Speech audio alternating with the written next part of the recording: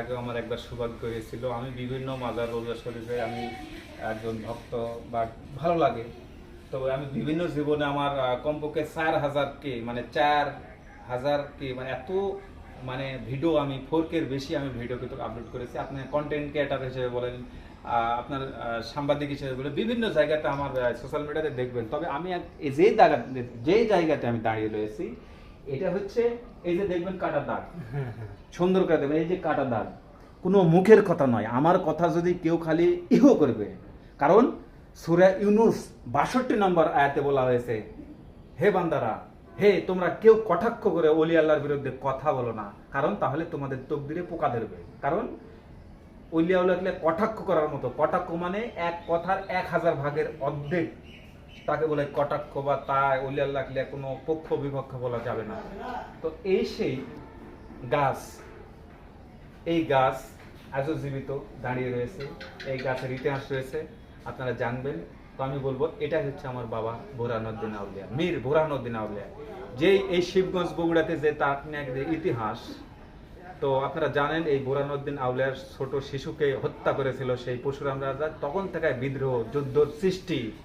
আর এই মহাস্থানের গড়ে আদৌ খুঁটি ভিত্তি গন্ডগোলের স্বভাব, আর ইনার জেদ ধরেই কিন্তু এই যুদ্ধ বিদ্রোহ যত হয়েছিল, এই মীর বুরহানুদ্দিন আউলিয়াই মূল আউলিয়া।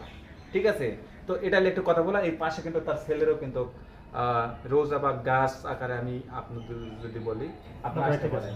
হ্যাঁ, এখন আমরা হয়তো বা ঘুরেও আসা লাগতে পারে। তো যাই হোক, একটু দেখান, ওই সাইডে দেখান, ওই যে আমি কথা বলি, সমস্যা নাই। হ্যাঁ, আপনারা দেখান, এই সেই গাছ। আমি ওই পাশে আপনারা দেখবেন, ওই পাশ দিয়ে যাওয়া যায়। আর এই সেই এই একটা জীবন্ত গাছ, একে বলা হয় শিশু, যেই বুরহানুদ্দিন আউলিয়ার ছেলে, তার রোজা এবং এই গাছকে আমরা বলে থাকি সেই শিশুটি।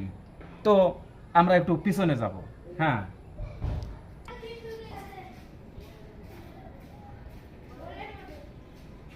বলছিলাম যে মাজার থেকে আমরা বেরিয়ে আমরা কিন্তু ওই পাশে যাচ্ছি, কারণ এই ঐতিহাসিক জায়গা, এই শিবগঞ্জের মাটি সোনার চাইতেও খাঁটি। প্রত্যেকটা পা ফেলতেই যেন গা শিউরে ওঠে, কারণ কোথায় আমার মীর বুরহানুদ্দিনের পা মুবারক রয়েছে, আর কোথায় যেন শাহ সুলতান রহমতুল্লাহ আলাই বলকি রহমত তার কদম রয়েছে। আর আমরা নাকি স্যান্ডেল জুতা নিয়ে পড়তেছি, আসলে ভয় হয়। তো যাই হোক, আমি আর আপনাদেরকে বলবো, এই সেই আমি চলে আসলাম। এই যে দেখুন, এই যে আমি একটু ফটো নিয়ে নিচ্ছি ভিডিওর মধ্যে। এই তো এই যে দেখুন, এই সেই বটবৃক্ষ, এই সেই ইতিহাসের সাক্ষ্য আজও দাঁড়িয়ে রয়েছে।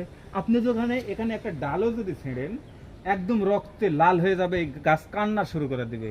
এরকমই কিন্তু ইতিহাস এই গাছগুলো সাক্ষী দিচ্ছে। ঠিক আছে, এই যে দেখুন, তারপরে এই যে দেখুন, এই সেই গাছ, এই আমরা দেখালাম, এই সেই গাছ। আর ভিতরে তো মীর বুরহানুদ্দিন আউলিয়ার মাজার, আর এটা তার ছেলে। আমি পরের ভিডিওতে আবারও আসতেছি।